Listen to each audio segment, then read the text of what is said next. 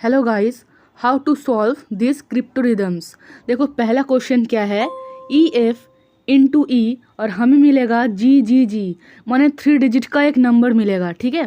और दूसरा क्वेश्चन क्या है, वाओ माने W O W multiplied by 5 और हमें मिल रहा है एम ई ओ डब्ल्यू। तो देखो इसको कैसे सॉल्व करना है इस वीडियो में हम वही सीखेंगे।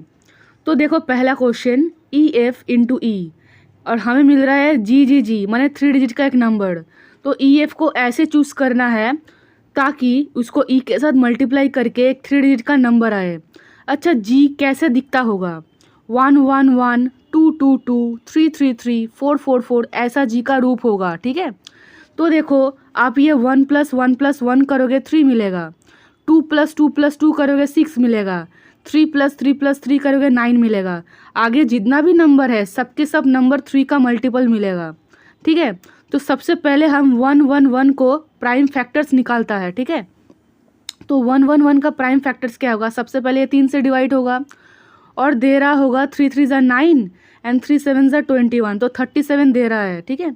एंड इधर 37 एक प्राइम नंबर है जिसका कोई फैक्टर एग्जिस्ट नहीं करता सिवाय उसके। तो एक चीज़ गौर करो, 37 को आप 3 से मल्टीप्लाई करोगे तो आपको 111 मिलेगा, ठीक है। और ई एफ इंटू ई करोगे आपको ट्रिपल जी मिलेगा। इस दोनों को आप कंपेयर करो, ई के जगह पे आप 3 लग रहा है, एफ के जगह पे 7 लग रहा है और फिर से आप उसको ई से यानी 3 से मल्टीप्लाई कर रहे हो तो आपको 111 मिल रहा है। यानी इससे हम ई एफ और जी का वैल्यू पता लगा सकते हैं। ई का वैल्यू होगा 3, एफ का वैल्यू होगा 7 एंड जी का वैल्यू होगा 1। यही होगा अपना आंसर। आई होप समझ में आया है ये सोल्यूशन। चलो दूसरे क्वेश्चन सॉल्व करते हैं। देखो क्या दिया है, W O W multiplied by 5 and we will get M E O W. देखो डब्ल्यू के जगह ऐसा वैल्यू पुट करना है ताकि 5 से मल्टीप्लाई होने के बाद डब्ल्यू ही लौट के आए। अब 1 2 3 4 5 कुछ भी पुट कर सकते हो, 0 भी पुट कर सकते हो, लेकिन देखो 0 × 5 करके 0 आता है यानी डब्ल्यू लौट के आ रहा है। एंड 5 × 5 करोगे तब भी 5 आता है, यानी डब्ल्यू के जगह अगर हम 5 पुट कर दे तो डब्ल्यू के जगह 5 ही लौट के आ रहा है। इसका मतलब डब्ल्यू का वैल्यू 2 हो सकता है, एक तो 0 दूसरा 5।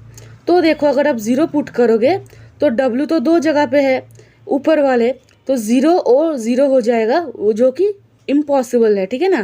क्योंकि अगर पहला डिजिट 0 हो जाता है तो वो 3 डिजिट का वैल्यू नहीं माना जाएगा, 2 डिजिट का वैल्यू माना जाएगा, इसलिए इम्पॉसिबल है। अब देखो 5 को ही लेना पड़ेगा, डब्ल्यू का वैल्यू निश्चित तौर पे 5 होगा। That means 5 O W multiplied by 5, तो हमें क्या मिलेगा, एम ई ओ 5। डब्ल्यू के जगह हम 5 पुट कर दिए।